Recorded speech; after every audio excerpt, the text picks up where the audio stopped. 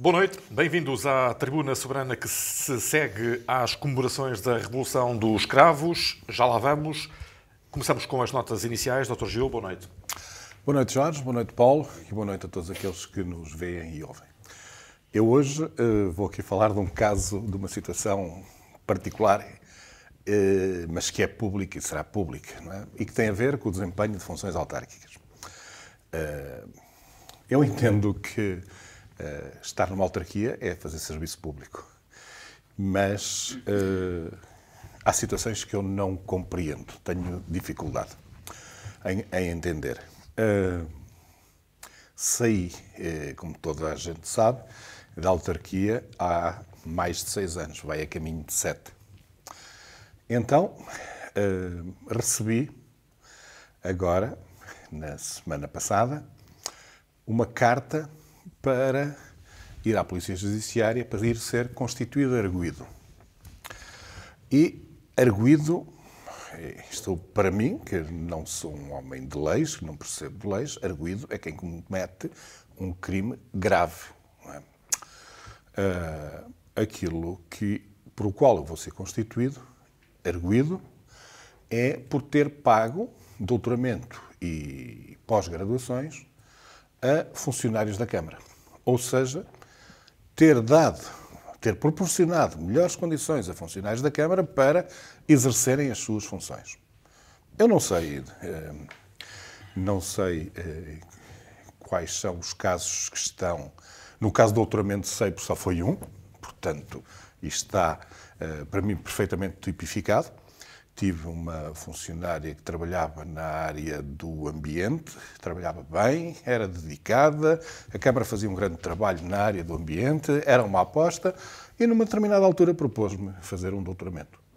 E eu achei que ela, aumentando as competências, aumentava a competência da Câmara em servir os seus cidadãos e melhorava o funcionalismo público para dar uma melhor resposta aos cidadãos. E concordei. Os outros casos que eu tenho, e de que me lembro, poderá ainda haver outros, um deles teve a ver com a contratação de uma jurista. Contratei uma jurista em prestação de serviços numa situação muito particular. Uma funcionária autárquica entendeu que era o dirigente máximo dos serviços.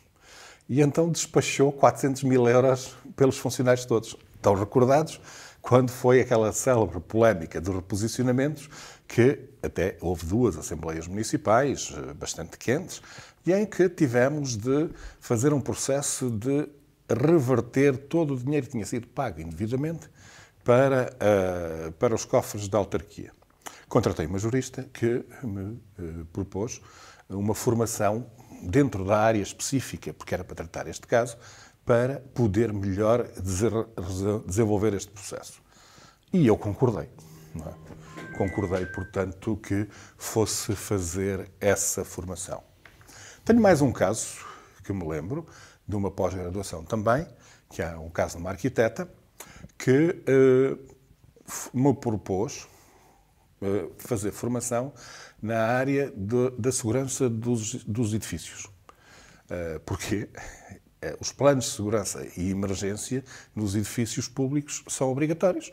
E era preciso fazer, ela não tinha formação. E entendi, para poder fazer isso, sim senhora, devia ir fazer formação. E mandei pagar. Também, e não sei também se estes casos estão, quando entrei para a Câmara, ainda se desenhava de régua e estirador. E tinta da China, etc. Nessas coisas que já mal nos lembramos, mas era assim. E tinha 2 quadros da Câmara, 2 pessoas novas, que eram desenhadoras e trabalhavam dessa forma. Eu disse-lhes que eles não iam ter futuro naquela profissão lá na Câmara, porque desenhador ia acabar, não ia ser desenho por computador, ia utilizar ferramentas informatizadas e que, portanto, deveriam procurar formação e que a Câmara estaria disponível para pagar essa formação. E então, peço desculpa, foram e aquilo que aconteceu foi que eles fizeram cursos de SIG aqui assim, na Éstica. Não sei se também, isto aqui assim, não sei se está, mas, ou seja, houve uma tentativa de promoção das competências dos funcionários autárquicos para desempenharem melhor o seu papel. Pronto, irei um dia destes agora à Polícia Judiciária, ouvir o que é que têm para dizer e contar isto. Não tenho problemas, foi isto mesmo que aconteceu e pensei que estava a desempenhar condignamente a função de Presidente da Câmara. Quero referir também que nenhum destes funcionários tem qualquer grau de parentesco comigo, ok? E a única coisa que eu reconheci, e como eu reconheço na altura, era as suas competências, e alguns deles competências bastante acentuadas, e um dar-se à causa pública que acima do normal. E, portanto, fiquei surpreendido com esta chamada, embora também deva dizer que isto partiu de uma denúncia de elementos do Partido Socialista. E, portanto, que não se sentiram confortáveis com a falta, penso eu, com a falta de apoio que receberam na sua candidatura aos órgãos autárquicos. Eu nem quero fazer mais comentários. Ficamos por aqui e, por isso, quem for para a autarca e não pense ou quem pensar ou for aliciado, eu, pessoalmente, sentir-me-ei incomodado em tentar mobilizar alguém para exercer funções. Porque se fez desvios de dinheiro, se utilizou verbas em total descaminho da lei, sim, senhora, seja chamado. Agora, e passados 10 anos, eu não fui ouvido ainda sobre este processo. Okay? Por isso, estão a ver aquilo que se passa, passados. Aquilo que me dizem é que isto já foi, inclusivamente, há mais de 10 anos, pelo menos alguns casos destes. E é que sou chamado para ser constituído arguido. Dr. Paulo Matos, boa noite. Que nota inicial nos traz? Boa noite, Jorge. Boa noite, Gil. Boa noite às pessoas que acompanham este programa. Esta nota inicial do Gil, enfim, deixa-me várias perplexidades relativamente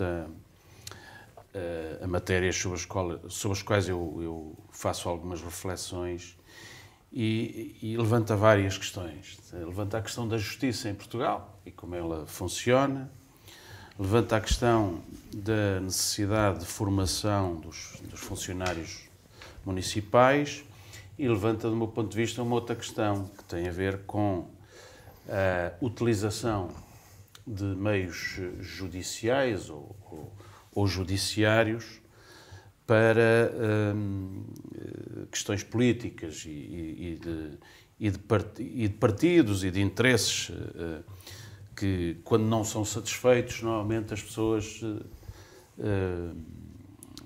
socorrem-se de meios processuais na justiça para fazer as suas campanhas pessoais também. Enfim, não quer dizer que, obviamente, que eu estou aqui numa posição, porque, por um lado, sou amigo do Gil, por outro lado, acho que também quem denuncia também tem o direito a denunciar, mas tem que o fazer com consistência, quer dizer, relativamente a matérias que realmente contendam com a violação de alguns valores e, sobretudo, se, no caso, um autarca violou ou não o interesse público. É o que deve estar sempre presente neste tipo de análises. É uma coisa inaceitável que, passados 7 anos, como diz o Gil, eu já tinha ouvido vagamente falar neste tipo de denúncia, mas nunca lhe dei grande importância, porque parti do princípio que são questões que se colocam ao nível das opções de gestão e de condução dos trabalhos numa autarquia. Uma autarquia é uma grande empresa. Quer dizer, E no quadro que nós temos de funcionalismo público em Portugal, a necessidade de renovação, a necessidade de formação permanente, face aos novos tempos e até à economia digital, etc., eu não vejo que dar formação a funcionários, ainda por cima funcionários para exercer funções de grande responsabilidade, como parece o caso, haja aqui algum crime. Quer dizer, isto não fere assim a minha consciência jurídica. E não estou na qualidade de advogado, que o Gil não me pediu. Pelo menos até agora. Pelo menos até agora. E, portanto, ele vai ser ouvido como arguido, mas ser arguido não é, como ele diz, cometer um crime grave. Quer dizer, ser arguido é um estatuto processual que se dá às pessoas que são visadas num processo para se defenderem. Ponto. Não cometeram nenhum crime. Não se pode ter a ideia de que ser arguido é uma coisa... É evidente que é melhor não ser do que ser.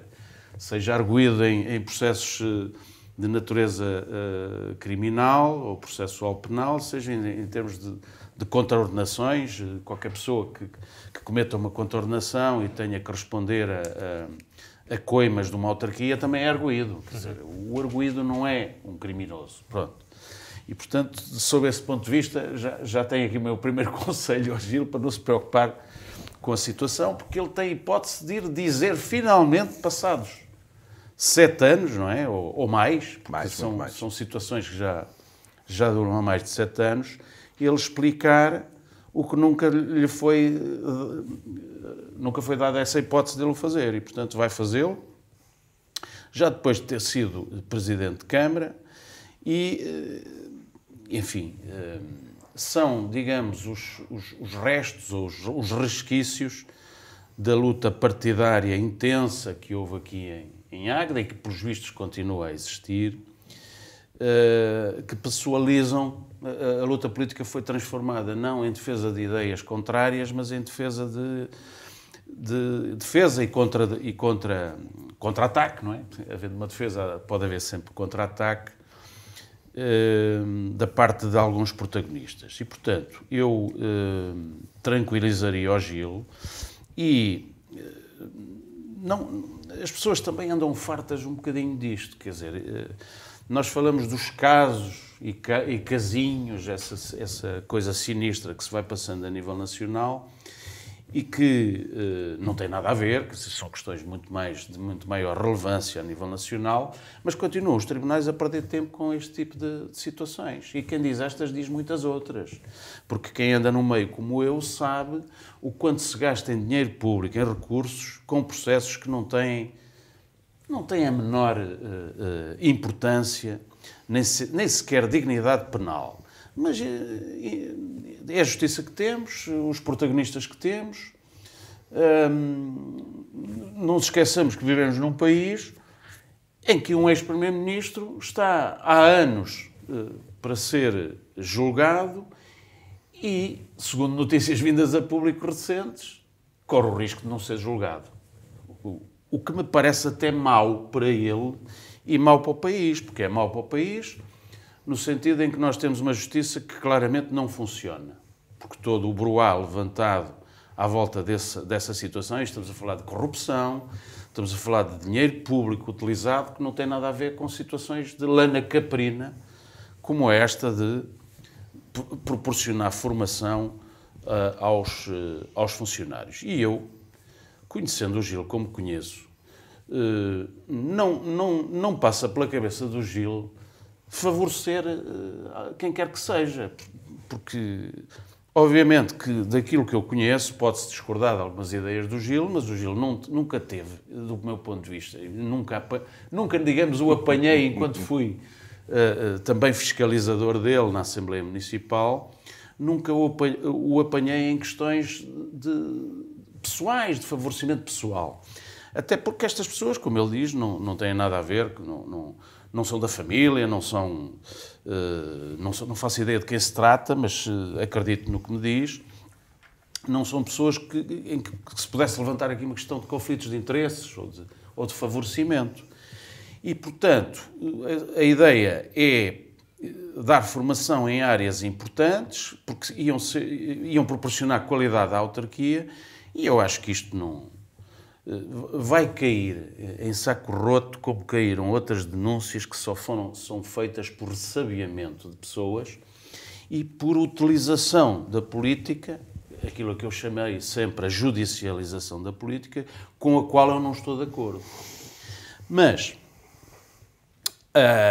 há pessoas que não entendem isso, há pessoas que é um direito, as pessoas têm o direito de queixa, podem se queixar de tudo, até podem inventar queixas. Hoje em dia, uma pessoa pode ser arguida e nem não sabe porquê. E os autarcas estão muito expostos a isso. Porque são protagonistas políticos e as pessoas, quando vêm por mal, utilizam todos os estratagemas para depois capitalizarem politicamente com isso. Eu sou contra isso, em nome não só da paz social e em nome do desenvolvimento do nosso Conselho. Quando estamos a falar do Conselho, quando estamos a falar do país, em nome do desenvolvimento do país. Questões diversas são aquelas de nós gostarmos ou não gostarmos da forma como se governa, não é? A forma como se gera uma autarquia, a forma como se... Vamos lá ver, até por ironia, comparando com o país, normalmente são convidadas pessoas medíocres para os cargos. E que até podem ter todos os títulos do mundo, mas depois, no exercício da função, vêm-se revelar medíocres, do ponto de vista político.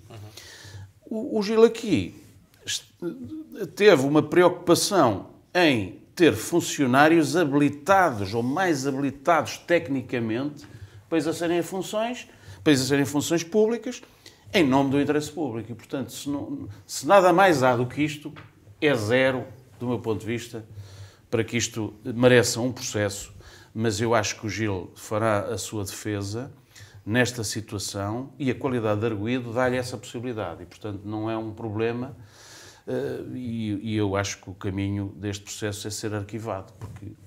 Mas eu não conheço os detalhes, não é? Estou a falar com base no que o Gil me disse e já tinha ouvido falar nisto, de facto, há uns anos. Há uns anos que eu tinha ouvido falar nisto. E, portanto, fico estupefacto. Ou não, porque a realidade é esta, como é que se chamam pessoas passados 7 anos para falar? Não é? E nos processos mediáticos do país há situações em que as pessoas nem sequer foram ouvidas em devido tempo. Ou não tiveram o direito de defesa que deveriam ter tido em devido tempo. O que é que isso dá? Dá processos no Tribunal Europeu dos Direitos do Homem por atrasos na justiça e dá por ofensa a um direito humano fundamental que é o direito à defesa que as pessoas têm. Ponto final. E por aqui me fico. Não tinha previsto esta nota inicial, mas ela está feita porque eu acho que isto é um caso que não enfim, volto a repetir, não conheço detalhes, mas... Eu também não conheço detalhes. Pronto, tu só conheces a atuação que tiveste e a carta que recebi para ir prestar declarações. E a carta para prestar declarações. Ser constituído arguido por ter pago pós-graduações e doutoramentos. Não foste tu que pagaste, foi o ter mandado pagar. Okay. Bom, vamos para os assuntos da semana. O município de Águeda comemorou o 25 de Abril com uma homenagem aos 18 combatentes do Conselho mortos na Guerra do Ultramar e com outra homenagem às mulheres de Águeda, sobretudo as que perderam os seus filhos, maridos e outros entes queridos nessa guerra. Na sessão solene da Assembleia Municipal, o Presidente do município fez um apelo à paz. Dr. Gil, acompanhou estas comemorações? Não acompanhei. Mas... já vi o monumento. Faço ao início do programa do Gil, faz sentido o apelo à paz. Vem mesmo a calhar. Já vi o monumento. Posso não gostar da localização. Acho que está no meio de uma praça, naquilo uma pracinha, não é? Pronto, mas no que é a liberdade do espaço e a utilização do espaço pelas pessoas, acho que não é muito amigável do espaço. O monumento é uma questão estética, eu não desgosto, não vou dizer, acho que é diferente. Também não analisei com pormenor ainda muito significativo, vi e fui ver perto, vi a descrição, pareceu-me adequada.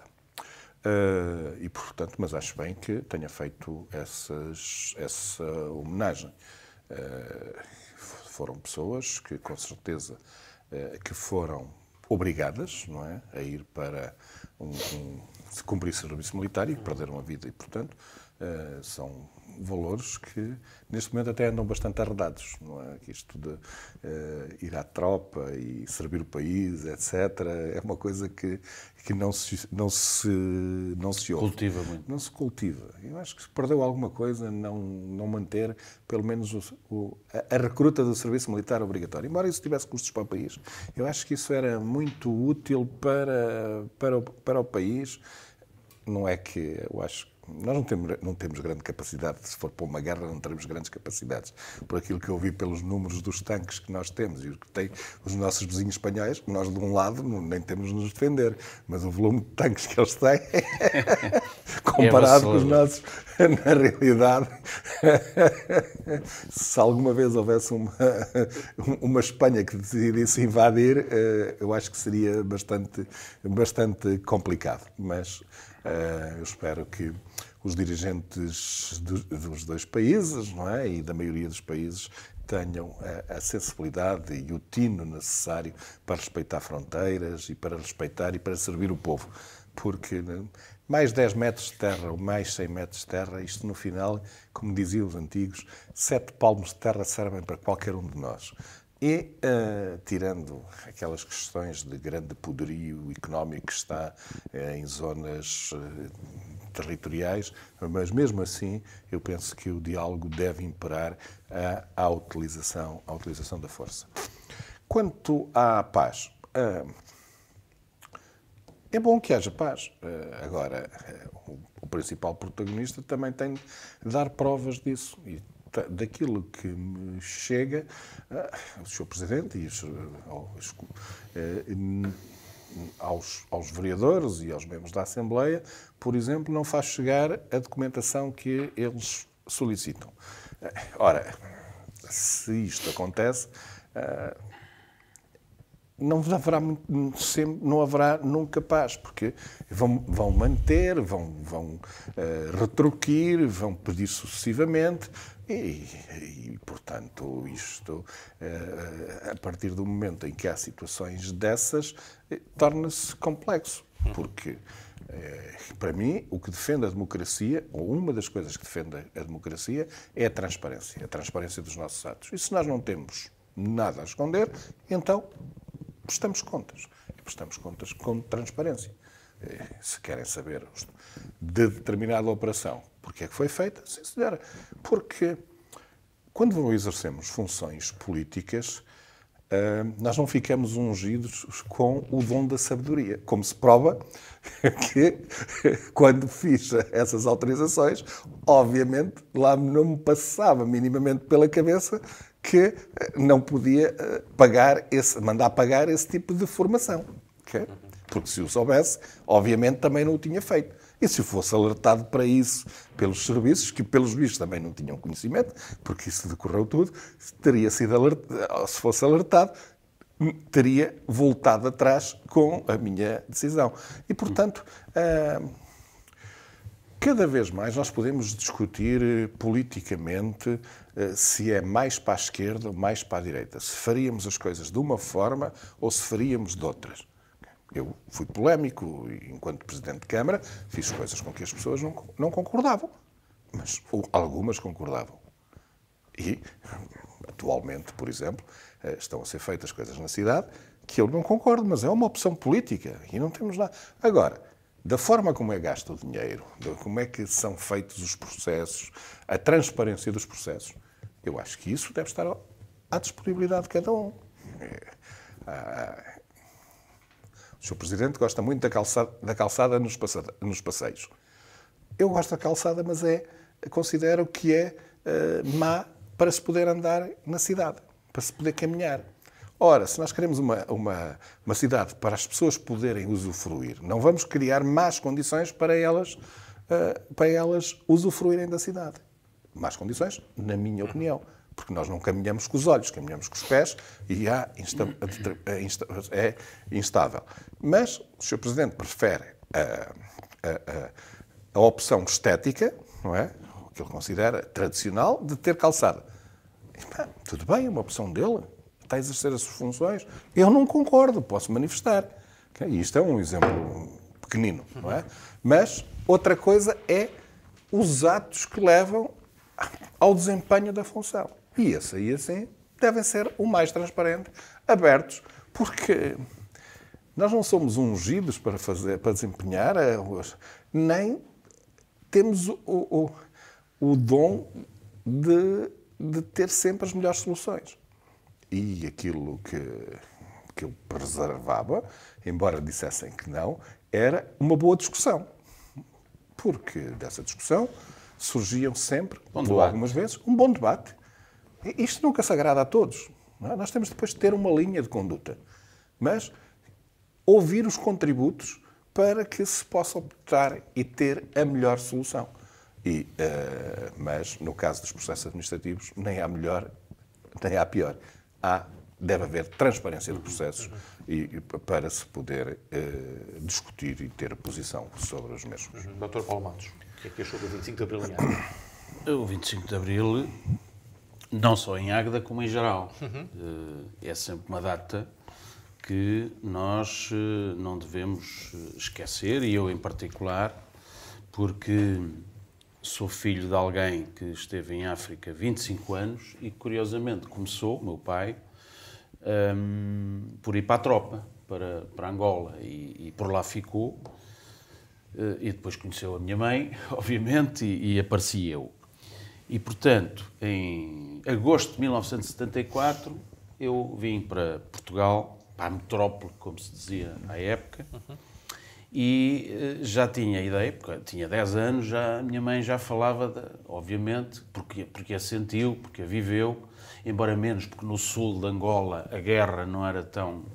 A guerra colonial não era tão... Em Angola não era tão, enfim, forte, era mais na parte norte de Angola, mas 1961, aquela data importante do início da guerra colonial, pelo menos com a participação das tropas portuguesas. E, portanto, sei bem o que foi receber um primo que eu tinha, que também foi à tropa e passou por Angola, e recebê-lo lá. Portanto, as memórias dos 10 anos ficaram.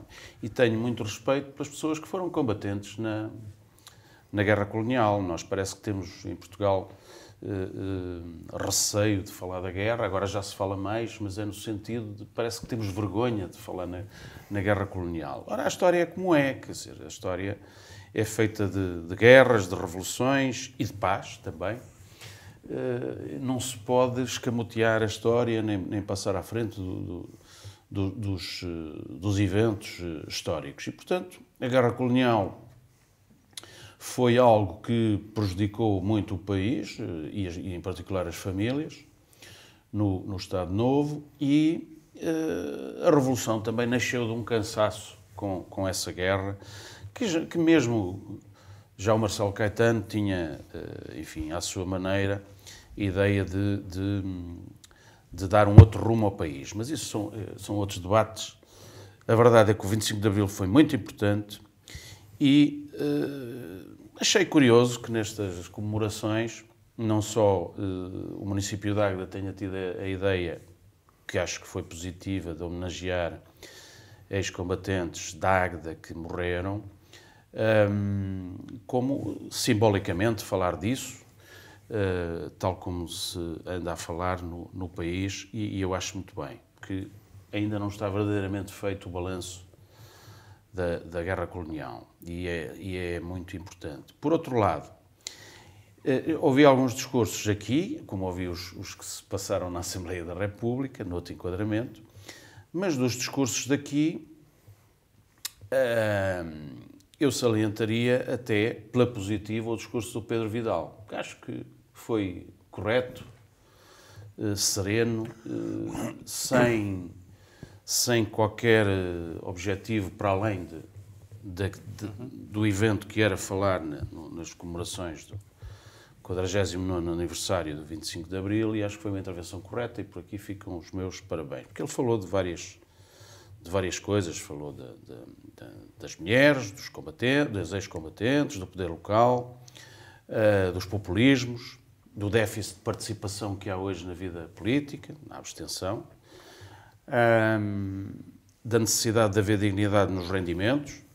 Ele não é do PCP, mas é importante que um democrata cristão, porque o CDS tem a democracia cristã, a doutrina social da Igreja, e acho que é importante falar na falta de dignidade que ainda têm os portugueses em matéria de rendimentos, de salários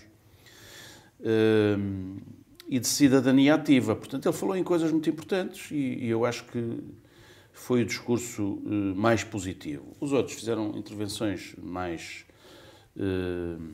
enfim, com respeito por todos, mas menos consistentes. Eu acho que Pedro Vidal esteve bem. Por outro lado, o Presidente da Câmara não cheguei a ouvir, porque depois, entretanto, também já estava cansado de ouvir discursos do 25 de Abril, porque de manhã estive a ouvir com interesse o que se passou na Assembleia da República e toda a atrapalhada da visita do Presidente do Brasil, que era evitada, e é mais uma ideia do nosso Presidente da República, que podia ter sido evitada, porque devemos receber um chefe de Estado importante de um país amigo, mas noutro enquadramento, porque o que importava era comemorar o 25 de Abril, não era salientar, digamos, a imagem que passou de que o que era importante era receber o Presidente Lula, por vários motivos que agora não vamos dizer. A verdade é que é um Presidente eleito, democraticamente, e que sucede a um período menos... a um período mais não, todo ele populista e desordenado e desadequado, que foi o período do bolsonarismo, que ainda não acabou, porque aquilo está metade, é mais ou menos como aquilo que se passa nos Estados Unidos, metade Trump, metade Biden, e parece que estes protagonistas querem continuar, não é? O Biden já apresentou a candidatura e o Trump para lá caminha, e não saímos disto, quer dizer, não saímos disto, e isto reflete 25 anos depois em Portugal, mas também no mundo. Portugal é reflexo daquilo que se passa no mundo. É reflexo de uma democracia que precisa de adubo, porque se nós não continuarmos a pôr adubo, as plantas murcham. E a regar. E a regar. Se fizeres muito adubo ou muita água... Exatamente. E, portanto, isto precisa de e isto faz-se com quê? Faz-se com pessoas, faz-se com opções políticas, contraditórias, não é? E que se respeitem umas às outras, mas que sejam ouvidas.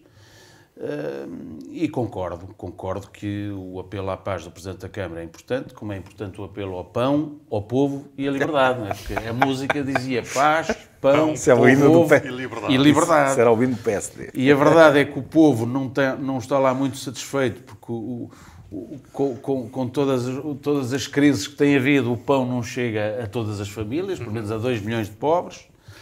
E em termos de liberdade, com redes sociais, com este caldo de cultura em que nós vivemos, em que as pessoas já não pensam livremente, porque podem dizer qualquer coisa que vá contra o politicamente correto, eu acho que a liberdade tem muito ainda para crescer. Agora, nós já temos um longo caminho importante no país. Não conseguimos é fazer uma coisa. Há 25 anos que não crescemos. Pronto. O país está bloqueado há 25 anos. Alguém disse isso ontem na Assembleia da República e disse-o com muito a propósito. E este é o drama do país, não é? Porque é preciso riqueza para distribuir. Não se pode ter melhores salários. Também se pode dizer assim, mas sem melhores salários as pessoas não produzem, não há produtividade, não há inovação.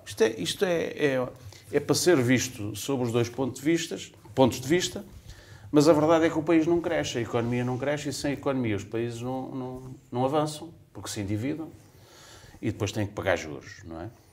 E pronto, mas de qualquer modo foi uma comemoração digna do 25 de Abril, como têm sido todas, com participações portanto, de jovens, com música, etc. E com estes eventos da questão do monumento aos ex-combatentes e às mulheres, não é?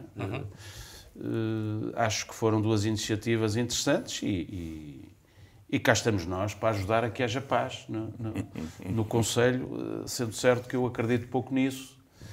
O ambiente é muito crispado, porque hoje é tudo crispado, as pessoas não conseguem,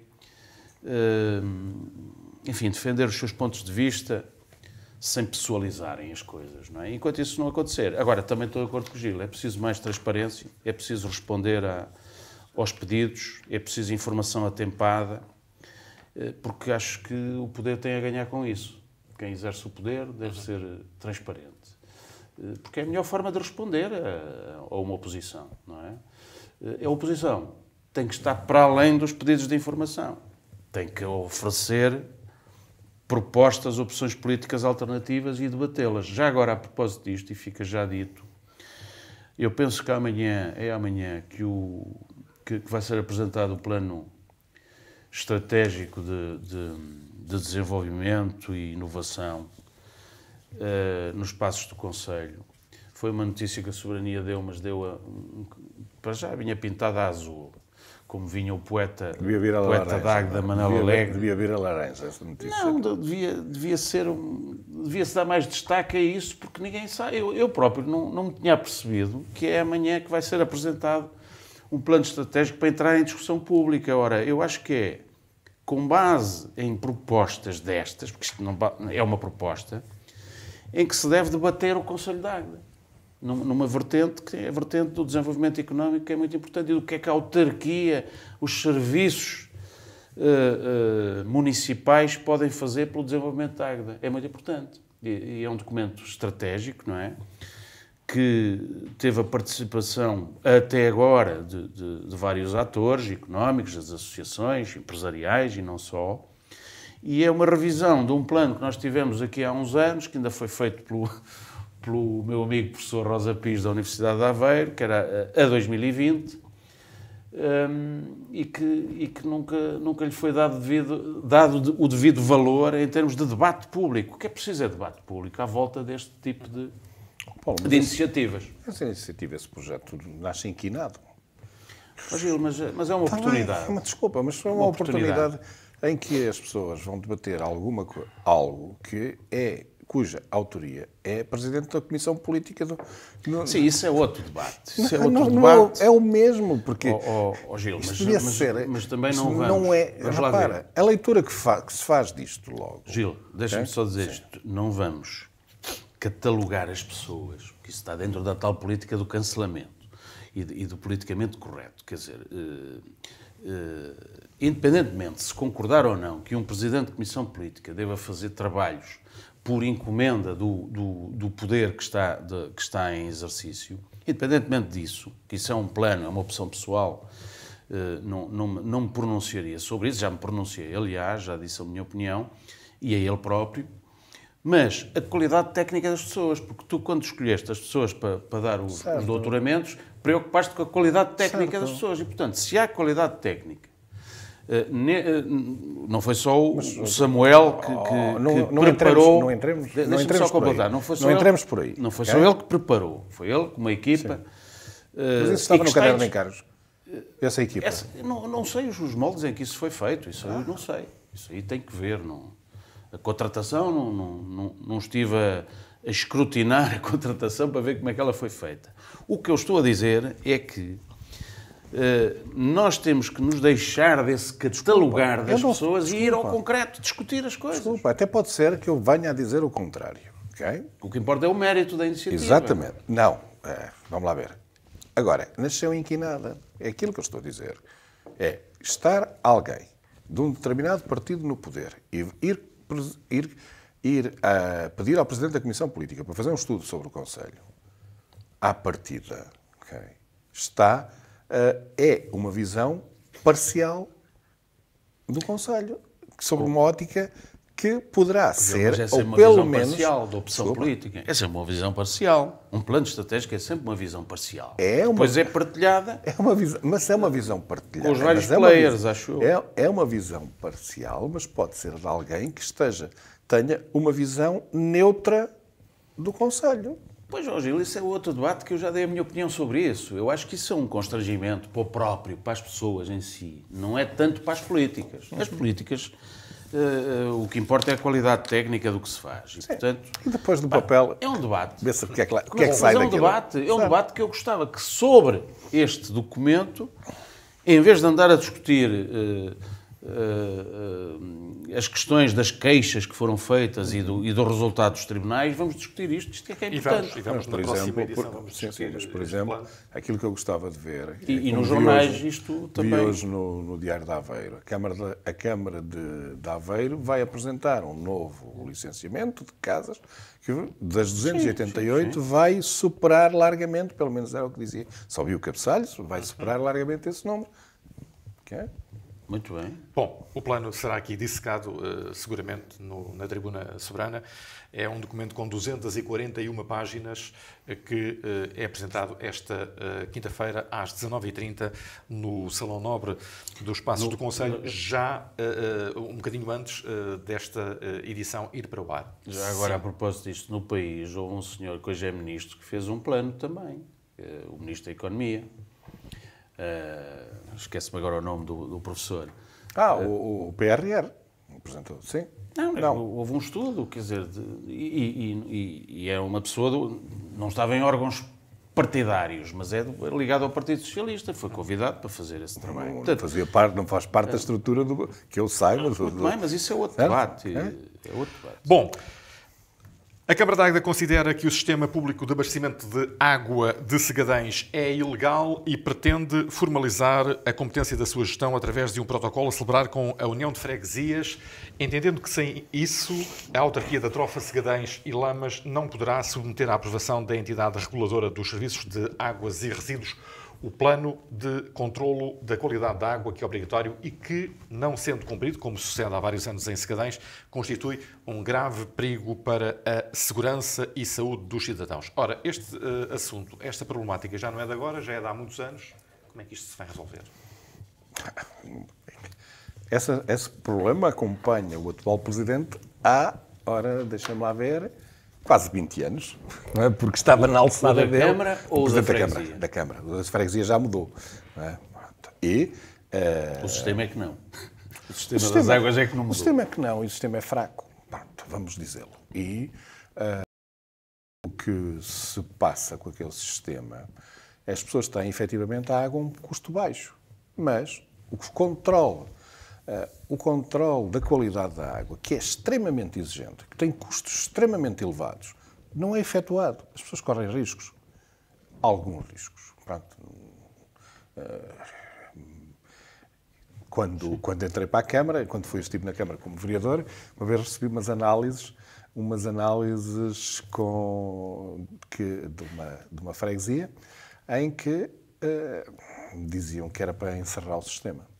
E olhei para aquilo e aquilo tinha muitos coliformes fecais. E fui falar com o delegado de saúde, saber o que é que a gente podia fazer e como é que aquelas pessoas não adoeceram face àquele teor de coliformes fecais.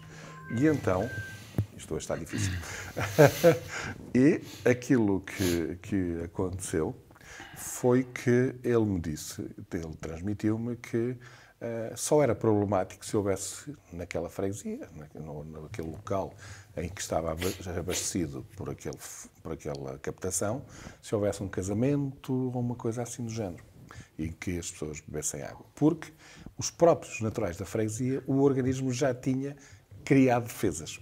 Se houvesse um casamento, ia ser um problema, porque iam todos, no mínimo, para a casa de banho, diretos, todos aqueles que eram convidados e que o organismo não estava tanta coliforme fecal na água, ou então mesmo parar ao hospital. Portanto, isto pode acontecer. O sistema que temos de abastecimento de água que está na freguesia não corresponde às exigências atuais e dificilmente irá responder, porque a Junta de Freguesia, só se a Câmara depois for fazer a rede de águas em condições para aquela freguesia.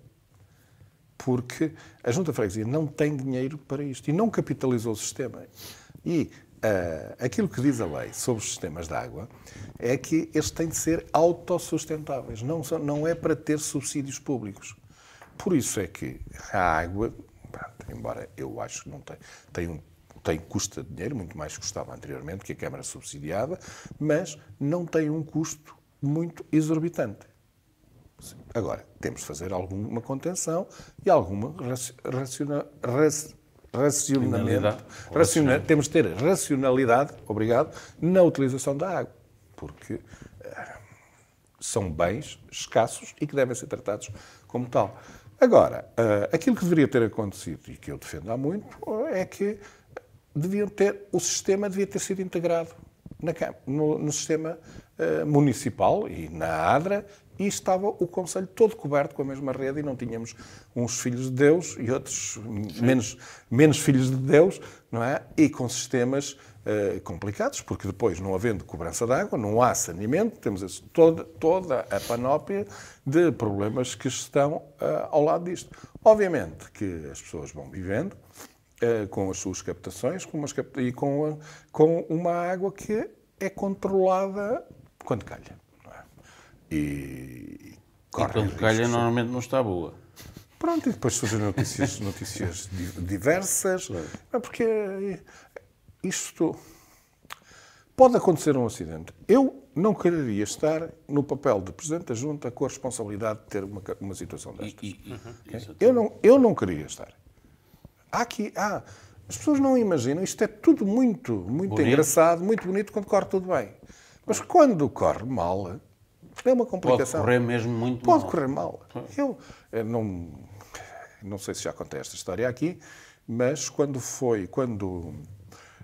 o atual Presidente disse-me que a Ponte do Voga que estava em más condições. E mandou-se fazer um estudo, disse logo, por acaso já estava feito, não tínhamos era conhecimento, e tínhamos de encerrar a ponte quando houvesse cheias e encerrá-la logo a veículos pesados. E eu disse, não, encerra tudo. Totalmente. Okay? Encerra totalmente. E tivemos uma discussão brava sobre isso, porque ele não queria, mas eu mandei fazer. Quando a ponte caiu, não havia cheia nenhuma. E fui chamado ao Ministério Público, não foi por homicídio por negligência, porque a pessoa não morreu, porque senão era homicídio por negligência, não é? Mas tinha mandado fechar a ponte. Imaginemos que não tinha mandado fechar a ponte. Era um problema. Era um problema. E imaginemos que a pessoa tinha morrido. Sim. Doutor Paulo Matos, esta questão da água de Segadães. Eu seria breve, porque acho que isto é um assunto é breve, porque já estamos há algum tempo de programa, mas o assunto é muito sério, sem prejuízo de o desenvolver posteriormente. Acho que o Presidente da Junta, que é uma pessoa responsável e que eu até considero bastante, está a dormir muito sobre este assunto. Mas porquê? Porque desde 2019 parece que manifestou a intenção de gerir o sistema, mas eu não sei se de facto isso aconteceu. A verdade é que a ERSAR, que é a entidade reguladora das águas,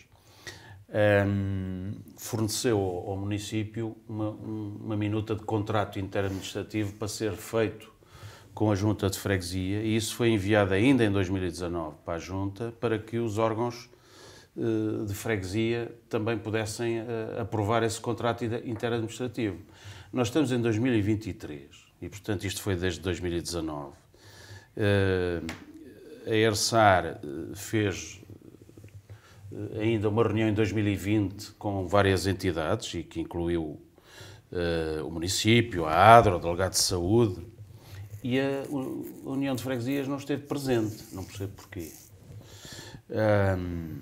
Mas acho que fizeram análises em 2 estabelecimentos e detectaram um teor de chumbo elevado. E, portanto, isto tem andado assim. Agora, parece que vai à Assembleia Municipal em 2023, portanto, estamos a falar de 5 anos, ou 4, em que este assunto é assim, deixado para as calendas. E eu acho que também não queria estar no papel do Presidente da Junta, porque neste momento ele gera o sistema, não é? Acho eu. Mas a Câmara também tem responsabilidades nisso. Portanto, tem ambas responsabilidades se algum problema acontecer. E, portanto, acho que é hora deste contrato ser feito e as coisas serem regularizadas. Agora, isto vai custar dinheiro, também da rede, etc. Mas o município, se faz um contrato interadministrativo, através desse contrato vai delegar competências que são do município. Era mais fácil ligar à rede da ADRA? Eu não sou técnico para dizer isso, mas acho que se todos estão ligados, porque é que aqueles não onde está? É o que faz sentido. E, portanto, faz sentido. Não vejo que se anda a Não perder tem escala, tempo com isto. não tem escala para ter um sistema autónomo. Não tem pessoas para isso. O preço da água dispara. O que é que eles têm? Tem um motor que deve pôr a água num depósito, depois tem lá um sistema de tubos. Tubos, que, pronto, com uma vetusteidade, não é? Vamos ver o desenvolvimento da Assembleia e depois podemos abordar este assunto noutro programa. Oxalá que oxalá que esteja resolvido. Hoje já não temos muito mais tempo para outros assuntos que tínhamos aqui em agenda, como é o caso da prestação de contas camarárias, que vai ser também analisada esta semana na Assembleia Municipal de Águeda. Vamos para as notas finais, Dr. Gil. Pois eu queria felicitar aqui o Active por mais uma realização do Grande Prémio de Motocross, que mundial, exatamente, que é uma organização de grande envergadura, vamos dizer que é mesmo a maior do Conselho pelo impacto financeiro que tem e em termos desportivos pela envolvência.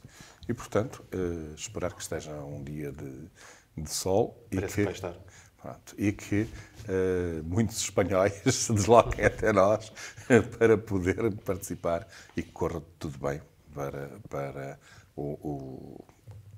a prova, para o Active, e para o Conselho portanto, para todos que estão envolvidos no acontecimento. Dr. Paulo Matos.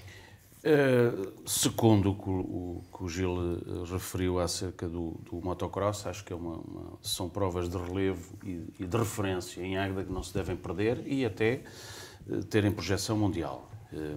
Ou pelo menos fazer-se por isso e o município envolvido e outro enquadramento que eu acho que atualmente ainda não tem. E a propósito disso, queria só dar os parabéns pela iniciativa que a Câmara vem tendo, pelo menos desde 2020, acho eu, do Águeda Bike for Kids, que é ensinar, isto é uma coisa, uma matéria mais cara ao Gil, ensinar as crianças a andar de bicicleta, a compreenderem regras, até de trânsito e de circulação, a mobilidade, etc. E, portanto, acho que é uma iniciativa excelente, com aulas. Vi isto num jornal, no Diário de Aveiro, e achei interessante trazer aqui, porque é de pequenino que se torce o pepino. O pepino, sendo certo que eu, em matéria de bicicletas, tenho um problema. Os meus pais não me queriam dar uma bicicleta porque tinham medo que eu me estatelasse e que eu tivesse um acidente. E, portanto, eu aprendi mal a andar de bicicleta. E acho que é um problema. As pessoas devem aprender a andar de bicicleta, até porque é um desporto interessante e faz bem à saúde. E, portanto, desde pequenino... Então agora, um dia deixa eu trago uma carga ao bike para te ir passear. Pronto, não há cá triciclos, é bicicletas. E aprender a andar de bicicleta. Final da Tribuna Soberana de 27 de Abril. Na próxima semana vamos aqui dissecar, com o Hilário Santos e Paulo Seara, o Plano Estratégico para o Desenvolvimento Económico e Inovação de Águeda. Boa noite, bom fim de semana.